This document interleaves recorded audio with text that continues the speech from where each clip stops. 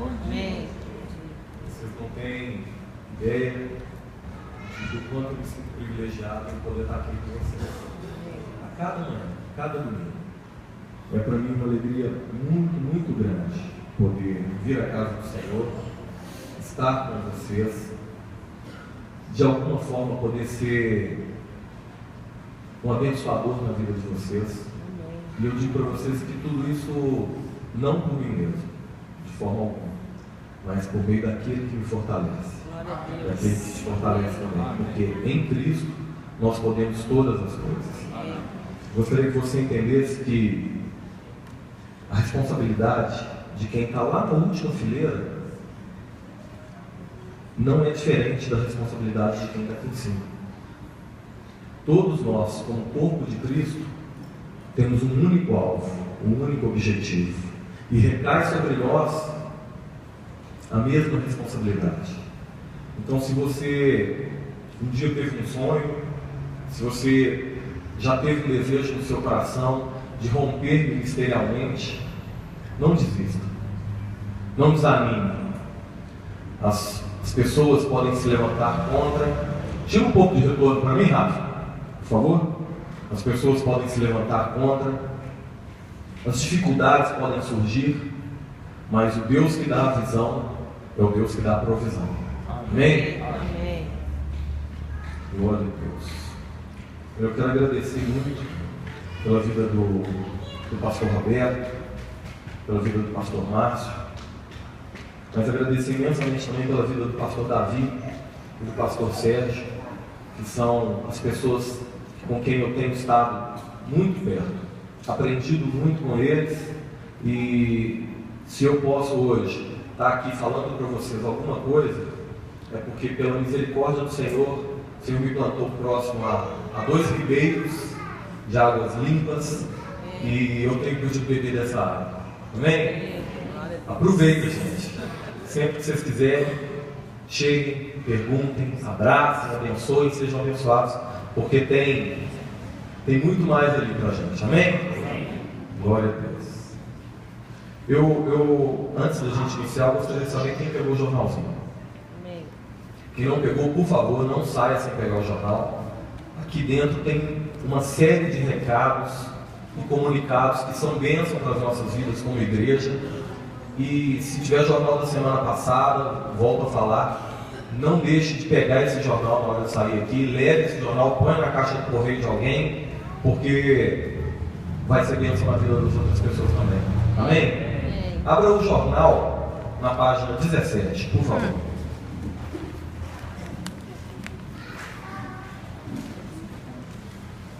Pode sentar?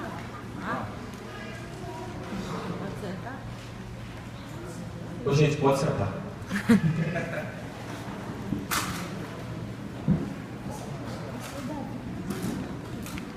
Tem que sair do berrando, né, mãe? Na página 17 do jornal tem uma matéria tão bonita que saiu sobre aquele evangelismo que nós fizemos no dia 23 passado.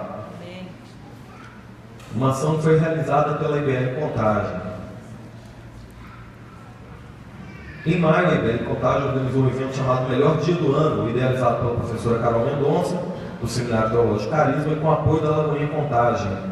Foi montada uma grande estrutura para a realização de diversas atividades, como rua de lazer, piscina de bolinhas, pula-pula, várias atividades infantis, espaço da beleza, corte de cabelo, escova, maquiagem, unha, orientação sobre assuntos jurídicos, teatrais, musicais, orientação psicológica, pastoral, evangelismo, nas casas ao entorno do evento, distribuição de bíblias, ministração da palavra de Deus e muitas outras atividades. Segundo os organizadores, mais de 800 pessoas foram impactadas e aproximadamente 200 confessaram a Jesus como seu Senhor e Salvador. Eu vou ler de novo, porque eu acho que vocês não ouviram o que eu li, hein? 800 pessoas foram impactadas e aproximadamente 200 pessoas confessaram a Cristo. Posso ouvir glória a Deus? Aleluia! Isso é ser igreja, queridos. É não se conformar em apenas receber, mas em dar também. E como já foi profetizado aqui, eu quero completar essa profecia. Eu quero profetizar que na sua vida, tudo aquilo que você receber de Deus vai ser tão abundante, que não vai caber em você só, que vai transbordar de você e alcançar outras pessoas, e alcançar a sua família, e alcançar os seus amigos, e alcançar a todos aqueles que através da sua vida também vão poder ser transformados. Só quem recebe diz amém. Amém? Glória a Deus.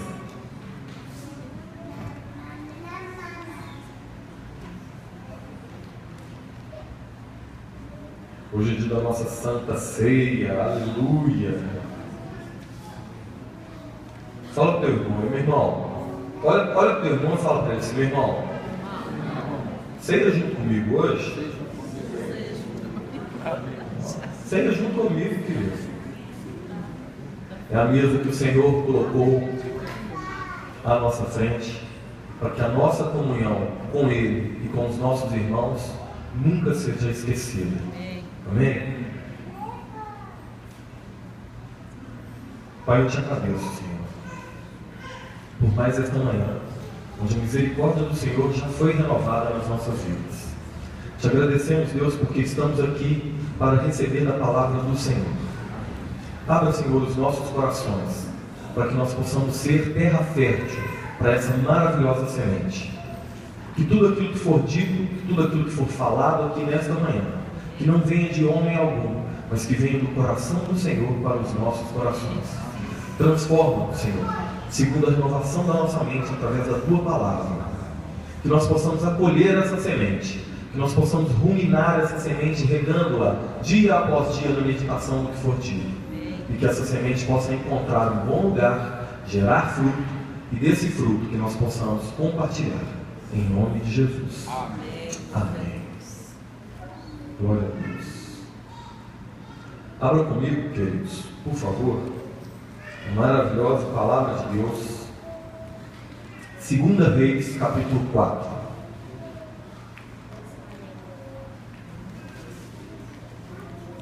Eu tinha marcado.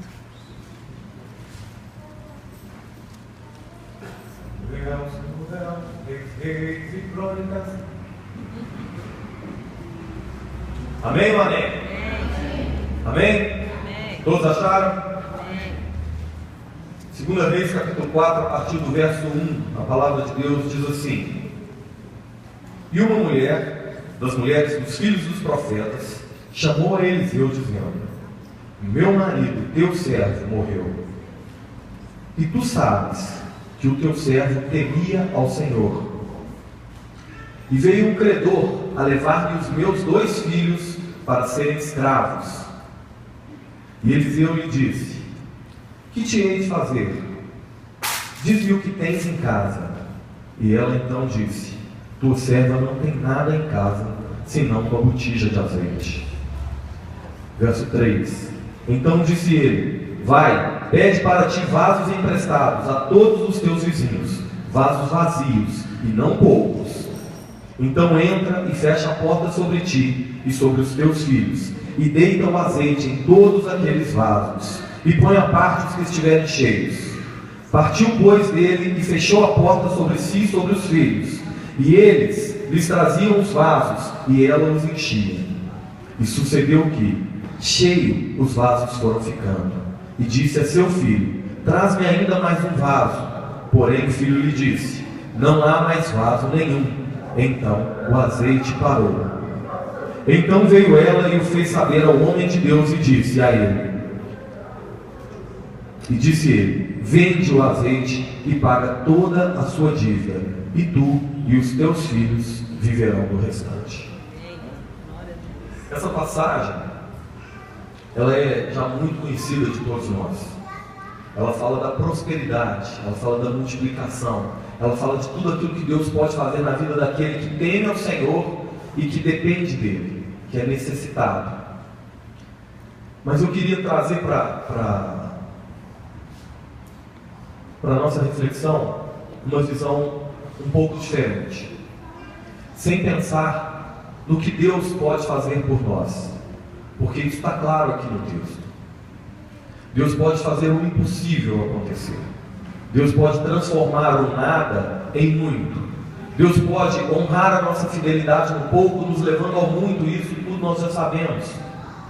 Mas eu quero dizer para vocês, a partir desse texto, qual deve ser a nossa postura com relação a isso.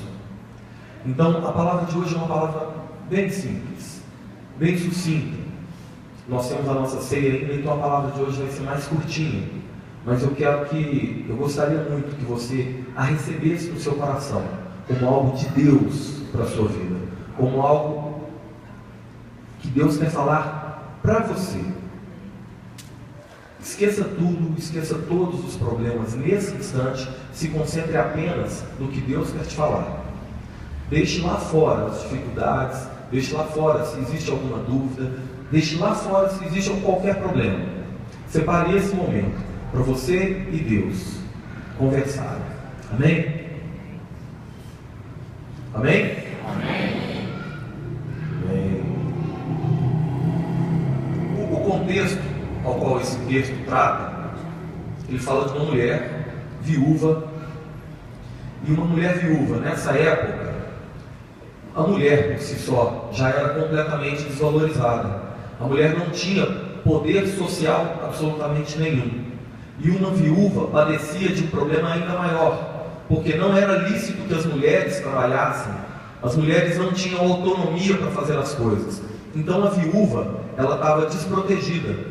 A viúva, ela vivia marginalizada, ou seja, ela vivia à parte da sociedade. Ela vivia na completa e total dependência do favor das outras pessoas. Se não encontrasse alguém que a ajudasse, ela fatalmente iria padecer. Mas o que acontece aqui, que além de tudo, essa mulher ainda tinha uma dívida que foi contraída após a morte do seu marido. A Bíblia fala aqui que esse marido era um seminarista. Ele era um discípulo dos profetas. Então, era uma pessoa que estava caminhando junto aos profetas, aprendendo o ofício, para um dia, quem sabe, ser usado por Deus, como boca de Deus naquele lugar. Mas acontece que ele morre e deixa essa dívida. Essa dívida não é descrita aqui sobre como ele adquiriu a dívida. Tem alguns estudos que falam que esse marido era Obadias, e que essa dívida foi em função de ele ter mantido 100 profetas escondidos de Acabe. Mas o que importa aqui é que agora essa mulher está sozinha, e ela tem 2 filhos pequenos, e ela precisa de um socorro, ela precisa de uma ajuda. E era direito, era padrão de justiça, não era nada desumano, era uma regra de justiça nessa época, que se você tivesse uma dívida comigo, era lícito que eu fosse lhe cobrar a dívida, e se você não tivesse como me pagar, que eu te tomasse por meu escravo, e que como meu escravo você trabalharia para mim até que a dívida fosse paga. Essa lei também falava que eu deveria tratar esse escravo não pura e simplesmente como um escravo, mas tratá-lo como um trabalhador, e abater na dívida dele o que seria o pagamento de um trabalhador. Mas o que na realidade acontecia com essas pessoas é que elas iriam trabalhar apenas pelo sustento, apenas pela comida, como é o pagamento para um escravo. O escravo não tem direito a nada, não tem fundo de garantia, não tem férias, não tem descanso, só trabalha para comer, ou seja, só trabalha para existir. O pastor Sérgio acabou de dar um lampejo a respeito disso agora. Do que vale você acordar bem cedo, dormir bem tarde, acordar bem cedo, dormir bem tarde? Você está trabalhando para quê? Só para existir? E o pão das dores. Mas aqui, o credor bate a porta dessa mulher e fala para ela: vim cobrar a dívida do seu marido. Não tendo ela com o que pagar, os credores lançam mão dos seus filhos e falam: eu vou levar os seus filhos como escravos. E essa mulher então fica desesperada.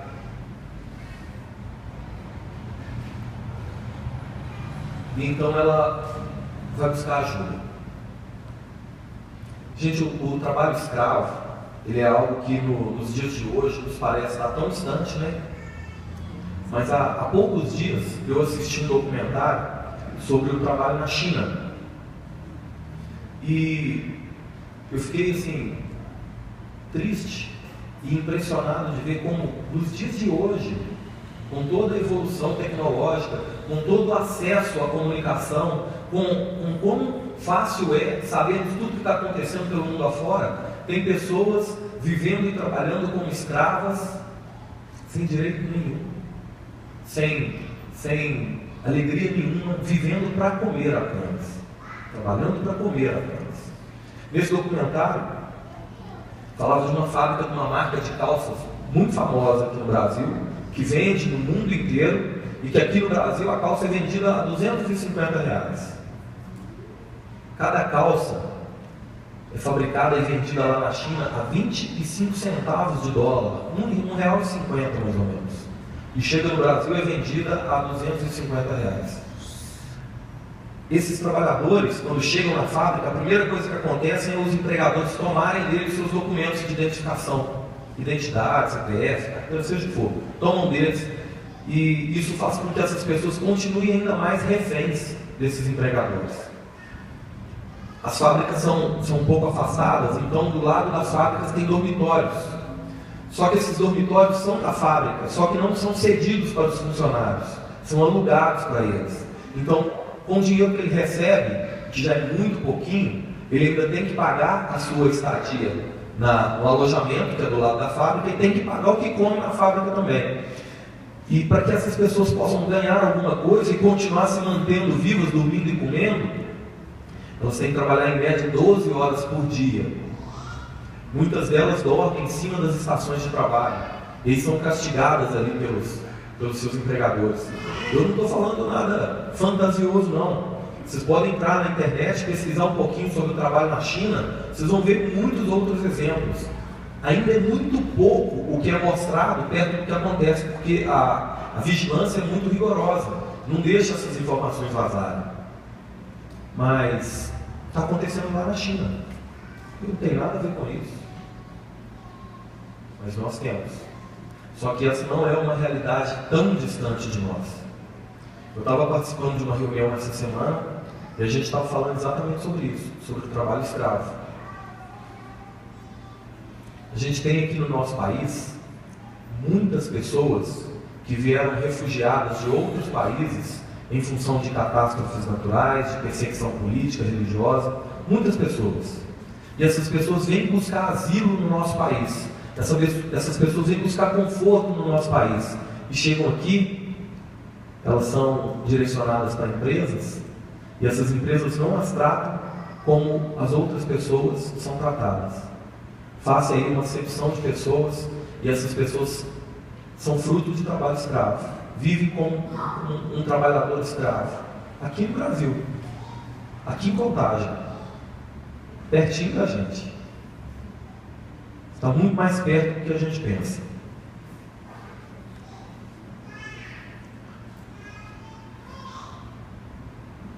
Vejam só, essa mulher estava desesperada com a possibilidade de perder os seus 2 filhos.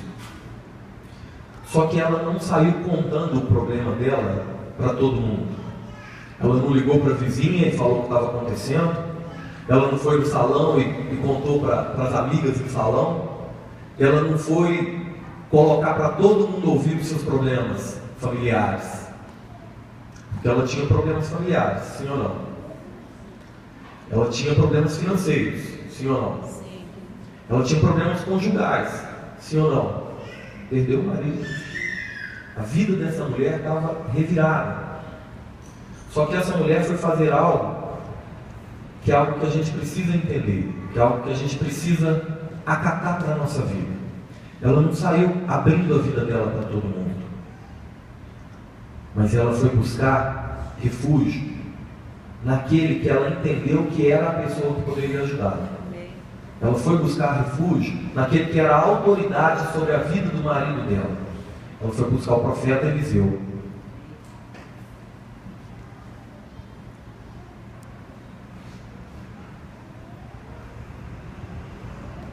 A maneira com que as pessoas no Antigo Testamento se relacionavam com Deus é diferente da maneira como nós hoje, na nova aliança, nos relacionamos com o Senhor. Deus hoje, através do Teu Santo Espírito, através de Jesus Cristo, habita em nós. E nós podemos ter uma comunhão direta e pessoal com o Senhor, sim ou não? Mas no Antigo Testamento, as pessoas se relacionavam com Deus de duas maneiras: através dos profetas e através dos sacerdotes.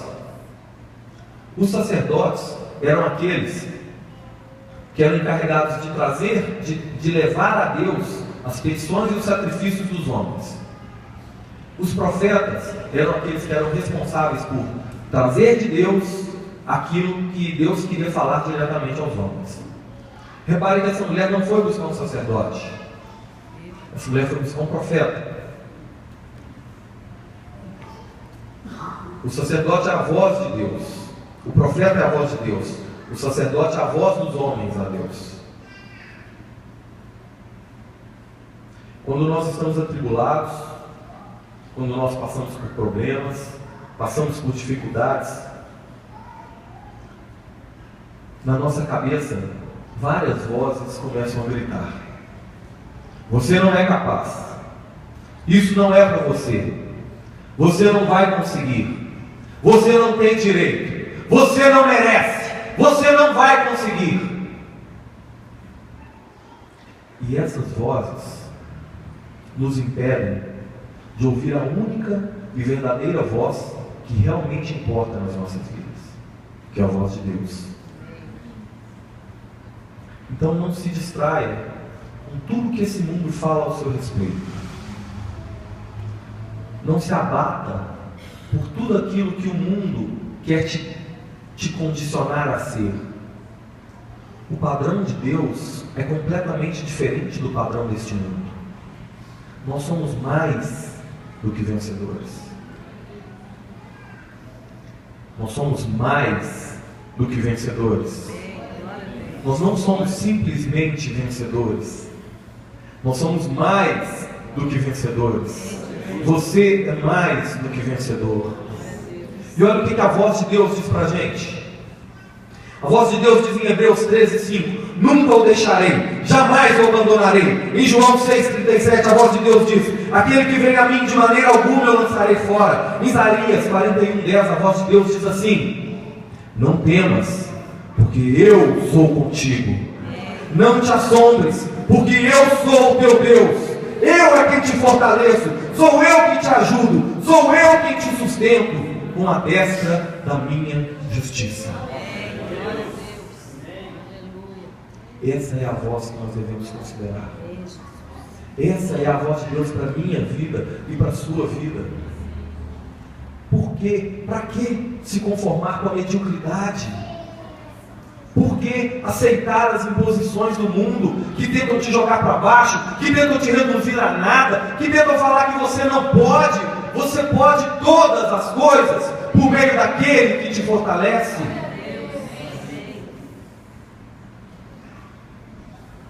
Nós estamos nesse mundo, mas nós não somos desse mundo. Essa semana eu tive o privilégio de conhecer uma pessoa, um evangelista, lá dos Estados Unidos, um cara muito maluco, chama Todd White. Quem não ainda assistiu nada a respeito dele, procure. Ele foi ateu por 22 anos, até se encontrar com Jesus. E hoje ele caminha pregando o estilo de vida cristão. O que é esse estilo de vida cristão? Segundo ele, e eu aprendi, que é ser normal. O que é ser normal? Ser normal é viver e manifestar milagres como algo normal. É encontrar um doente, pôr-lhe as mãos, orar por cura e esse doente ser curado. É algo normal. É caminhar meio à dificuldade, não por aquilo que a gente está vendo, não por aquilo que a gente está sentindo, mas somente por aquilo que a gente crê. É algo normal. Então, amado, não existe nada extraordinário para fazermos. Existe algo normal para nos colocarmos no padrão de Deus, que é diferente do padrão humano, que é diferente do padrão desse mundo. Amém? Essa mulher não foi falar com Deus, ela foi ouvir a Deus. Ela não foi buscar o sacerdote, ela foi buscar o profeta. O profeta é a voz de Deus. Então ela não foi ouvir os homens, ela não foi falar com os homens, ela foi ouvir a Deus. Ela nem foi falar com Deus. Repare que no texto, ela não pede nada para Eliseu. Ela chega para Eliseu e fala: meu marido, teu servo, morreu. Tu sabes que ele temia ao Senhor.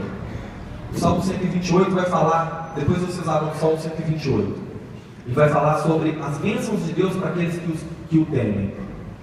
Ela foi requerer isso, só que ela não pediu nada. Ela falou: o meu marido, o teu servo, morreu, e tu sabes que ele temia a Deus.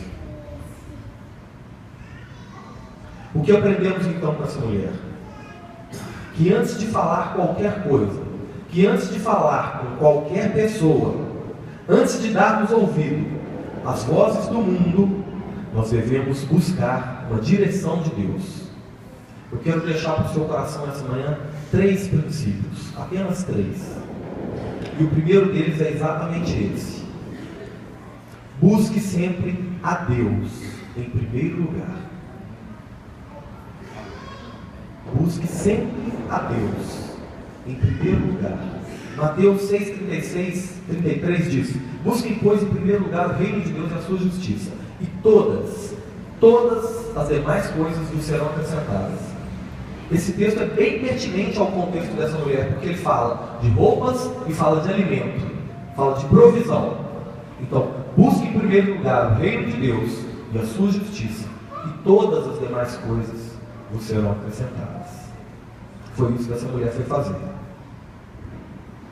Buscar primeiro a Deus, ouvir a Deus, seguir a direção de Deus e não a dos homens, porque o profeta era a representação de Deus naquela época. Como eu disse, diferente do que é hoje. Hoje nós não precisamos do profeta para sermos dirigidos por Deus. Hoje nós não precisamos do sacerdote para oferecer o nosso sacrifício a Deus. Hoje nós temos o Espírito Santo habitando em nós. Nós nos relacionamos diretamente com o Senhor. O véu se rasgou. Amém? Mas naquela época, a maneira de se relacionar com Deus era essa. E ela foi fazer aquilo que era necessário para se chegar a Deus. Só que ela não foi levar nada a Deus.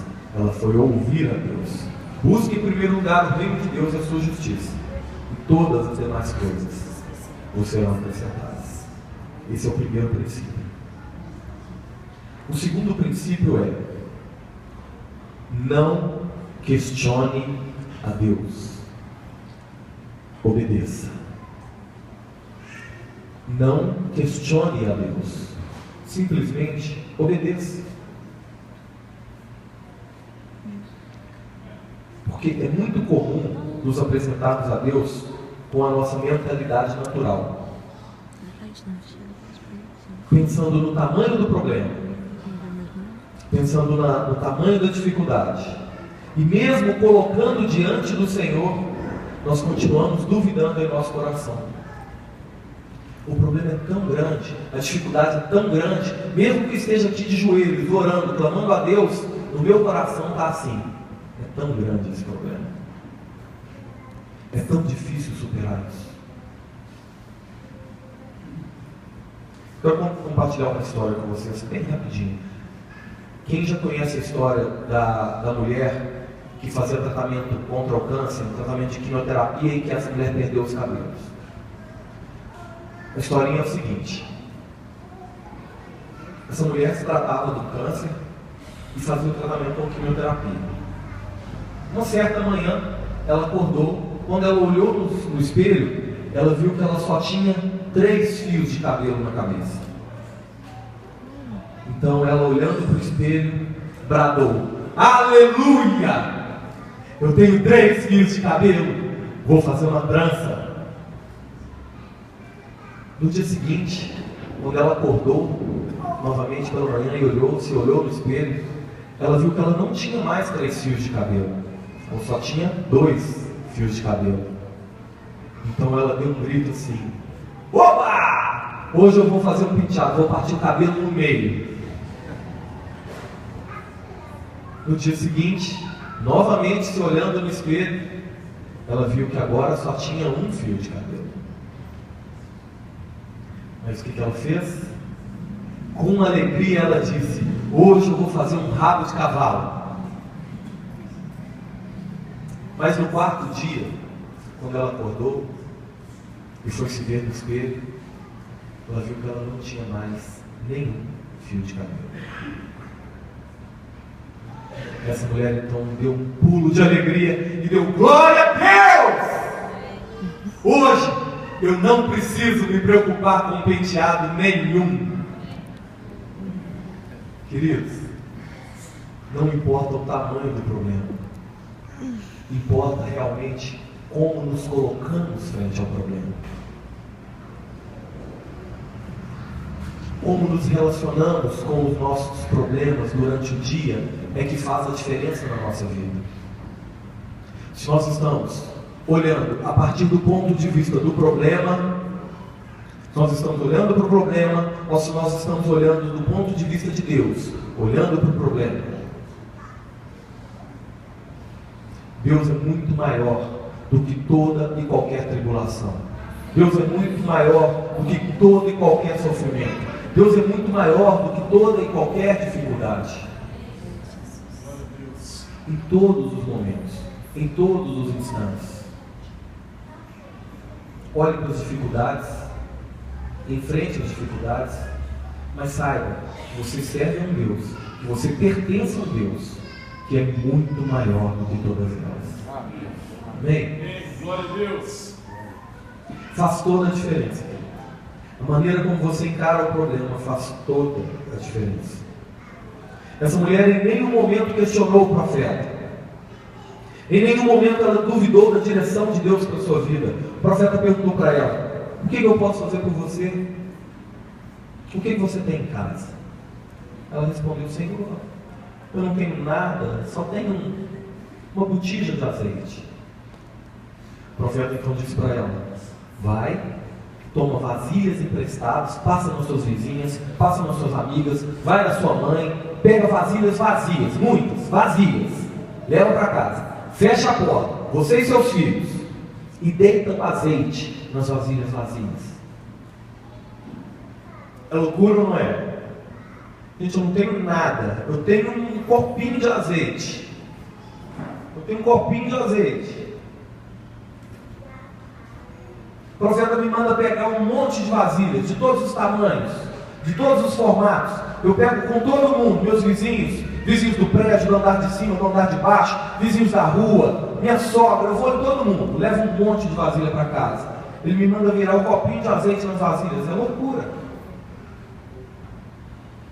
Mas essa mulher não questionou o Senhor. Essa mulher não duvidou da direção de Deus. Essa mulher se manteve firme.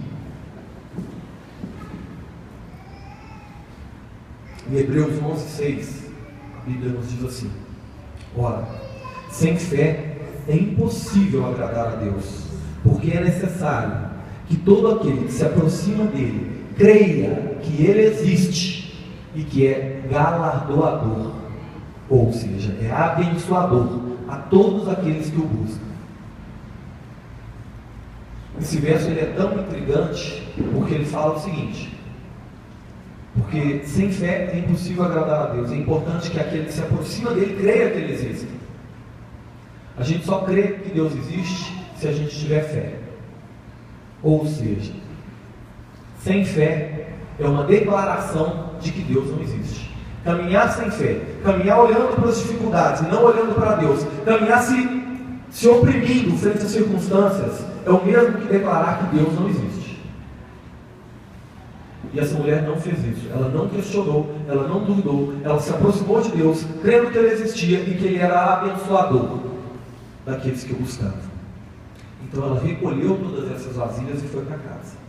Chegando em casa, ela fechou a porta. E se fechar a porta faz para a gente uma diferença muito grande, porque nos diz que aquilo que Deus tem para mim e para você é para mim e para você. A soberba hoje, a vaidade, a iniquidade, a frieza de coração estão tão afloradas no nosso meio, porque o homem quer fazer para que o outro homem veja.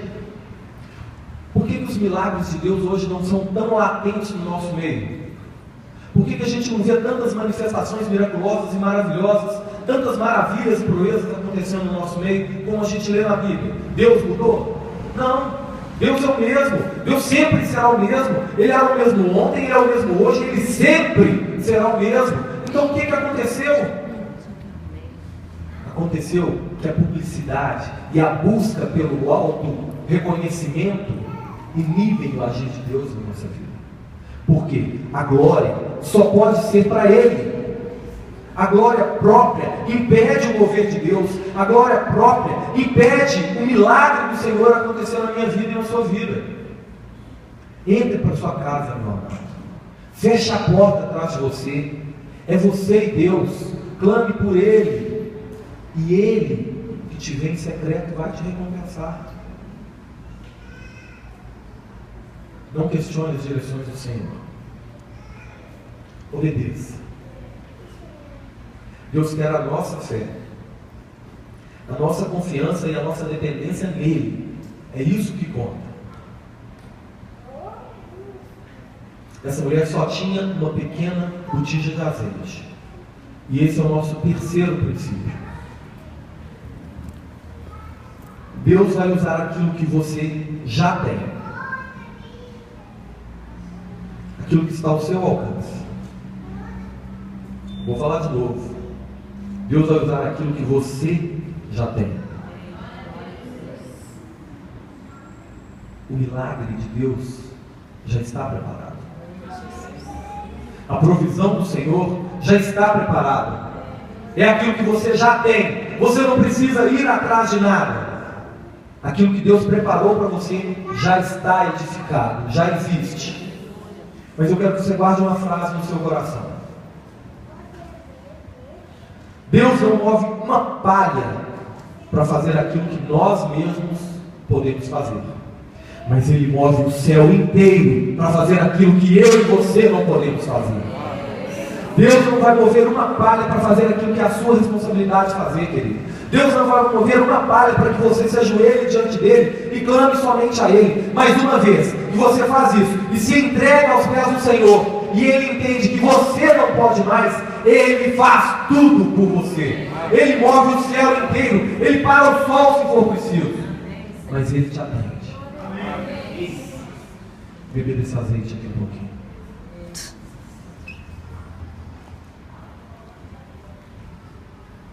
Você e eu temos também uma responsabilidade. O passo de fé, ele é nosso. A provisão é de Deus. Mas a fé é nossa. Sem fé é impossível agradar a Deus.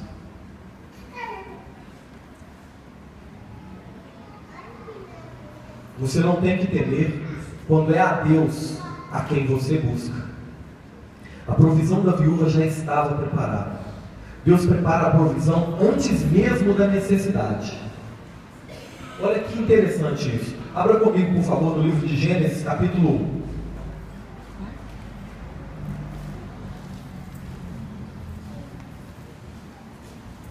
Livro de Gênesis, capítulo 1.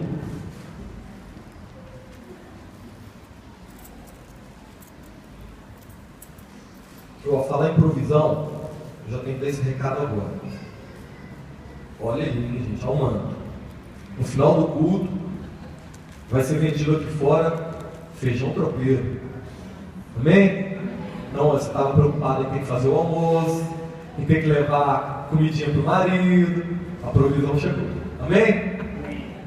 Gênesis capítulo 1. Nos versos 11 e 12, a Bíblia nos diz que ali Deus criou as sementes, as ervas, as árvores frutíferas, tudo segundo a sua espécie.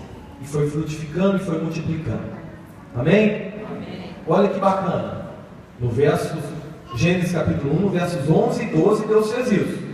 Mas só lá no verso 27, pula para o 27, olha lá. Só lá no verso 27 é que Deus criou o homem. Então o que a Bíblia está mostrando para a gente? Tudo aquilo que o homem ia precisar foi feito antes da necessidade dele surgir. Antes da sua necessidade surgir, Deus já sabia, meu querido. Antes do seu sofrimento vir, antes de você clamar a Deus, Deus já conhecia. E Ele já tinha provisionado tudo para você. Amém? A provisão vem antes da necessidade. Tudo que Deus tem para você já foi preparado. Você talvez ainda não consiga ver, mas já está lá. Olha só que tremendo isso. Continue em Gênesis aí, vai lá para o capítulo 15. Olha que maravilhoso isso.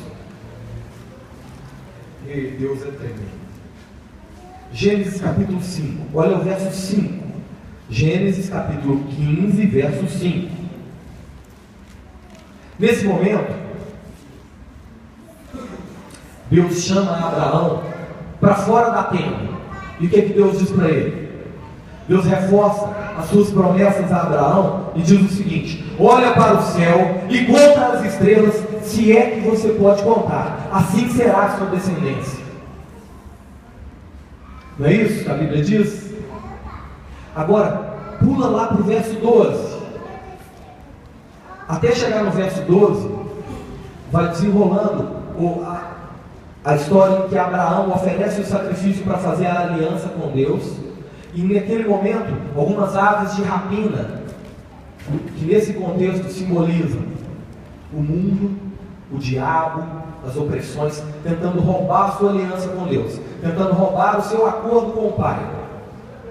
Fala que Abraão se debatia lutando contra essas aves para que elas não tomassem ali o sacrifício que era para o Senhor. Mas olha o que fala. O verso 12.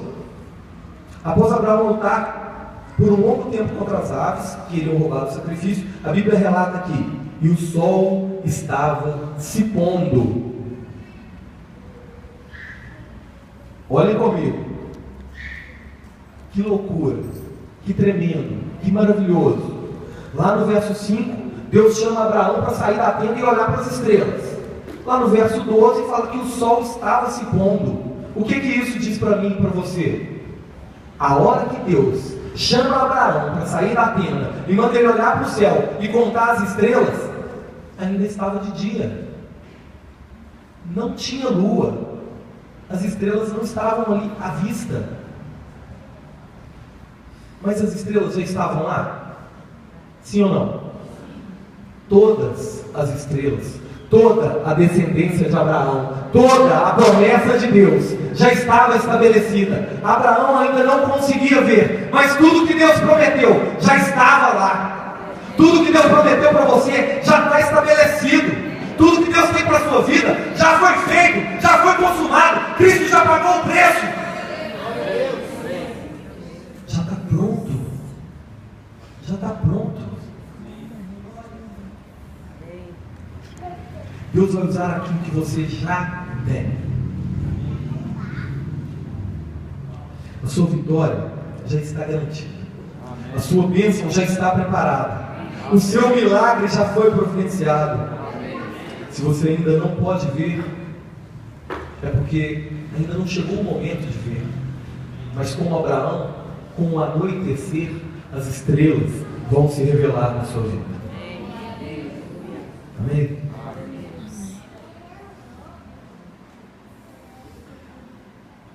Deus vai usar aquilo que você tem nas suas mãos.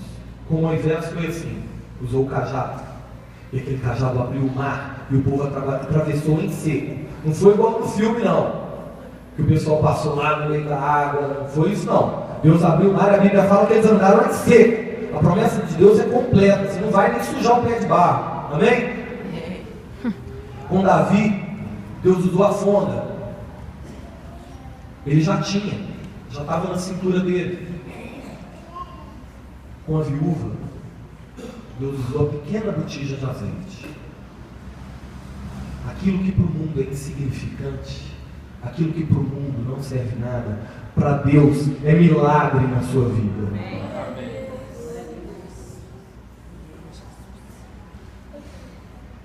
Eu quero te perguntar, e com você, o que Deus pode usar para fazer o milagre que você precisa? Cadê o Arthur? Vem cá, Arthur. Eu tenho profetizado na vida do Arthur que o Arthur vai ser juiz. Toma posse, Arthur. Bom que no futuro você vai abençoar a gente. Arthur, não, vem pro meu irmão. Aqui não tem tempo ruim não, o Levita trabalha. E com você, meu filho? O que Deus pode usar para fazer o milagre que você precisa? Ofereça o seu coração para Deus usar.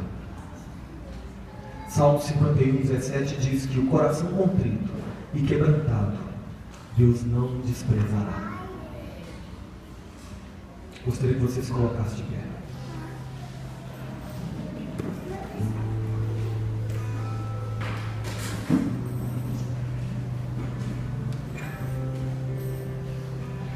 Feche seus olhos por um instante. Vamos orar.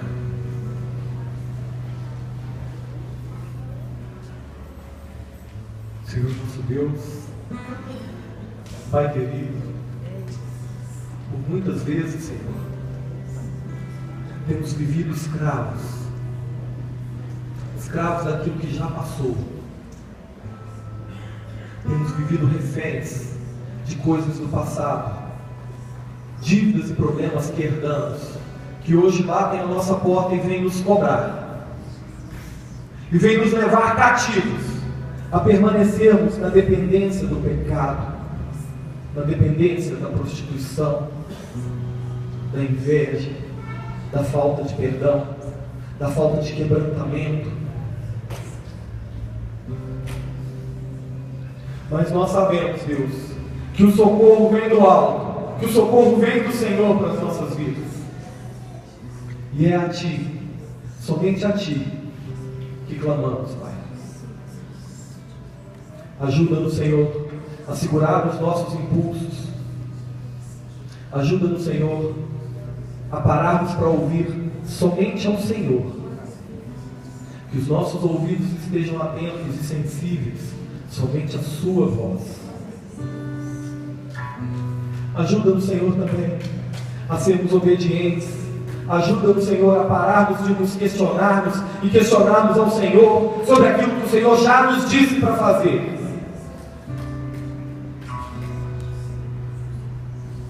Nós queremos entregar ao Senhor, ó Deus, aquilo que nós temos. Queremos entregar ao Senhor o nosso coração. E queremos te pedir, ó Pai, faça em nós o mais maravilhoso milagre. Derrama sobre nós o teu azeite, e que esse azeite não pare de jorrar, e que esse azeite não pare de jorrar, e que esse azeite não pare de jorrar, até que todo o teu propósito se cumpra.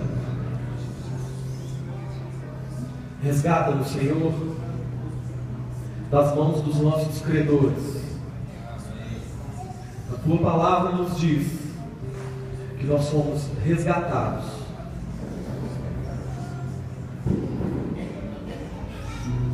do império das trevas e fomos transportados para o reino do Filho do seu amor. E esse é o nosso lugar de direito, esse é o nosso lugar de autoridade, e nós requeremos, ó Pai, os nossos direitos de filho. Não somos mais como as viúvas menosprezadas. Nós somos filhos, e como os filhos temos total acesso e liberdade ao Senhor. Te agradecemos pela tua palavra, Senhor, que ela tenha encontrado em nós o lugar certo, que através dessa palavra o Senhor possa nos transformar de glória em glória, dia a dia, e que nós possamos levar essa palavra adiante, abençoando também a todos aqueles que continuam vivendo cativos, reféns e escravos. Essa é a nossa oração nessa manhã, em nome de Jesus. Amém. Amém, igreja. Amém. Glória a Deus. Glória a Deus. Glória a Deus. Como eu nunca vou deixar de fazer, Eu quero perguntar nessa manhã: tem alguém no nosso meio? Tem alguém no nosso meio? Gostaria que a igreja fechasse os seus olhos, continuasse de olhos fechados. Tem alguém no nosso meio que hoje sentiu o Senhor falar no seu coração e que gostaria de se entregar a Ele como seu único Senhor e como seu Salvador, se entregar a Ele, poder se chegar a Ele nos momentos de dor, nos momentos de luta, nos momentos de tribulação, poder ouvir a voz dEle? Tem alguém aqui nessa manhã que quer fazer assim?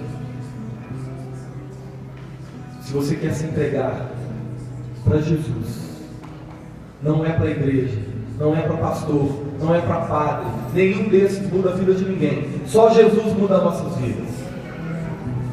Se você quer se entregar para Ele, para Cristo, erga uma das suas mãos. Tem alguém aqui nessa manhã, nessa condição? Tem alguém aqui que quer atender ao chamado do Senhor?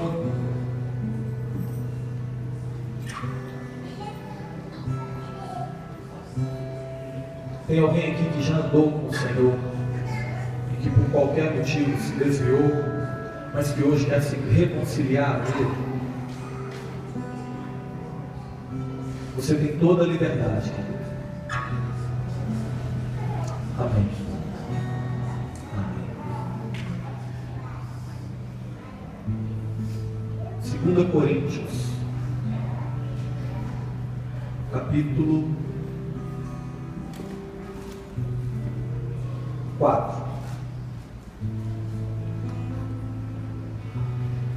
verso 17. Esse texto, olha para mim, por favor. Esse texto não está no meu esboço da pregação. Esse texto não entrou na primeira palavra que o Senhor me deu, que é essa que eu acabei de compartilhar com vocês. Mas hoje pela manhã, antes mesmo de eu abrir os meus olhos,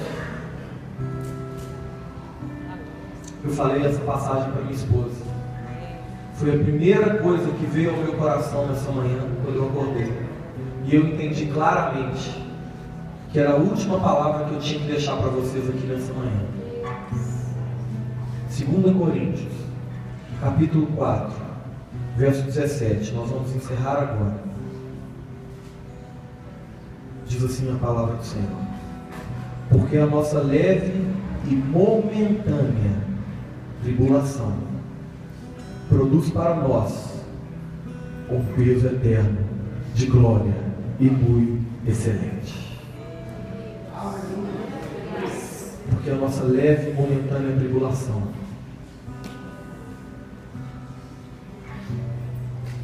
produzirá para nós um peso eterno de glória. Amém? Guarda isso no teu coração. Amém?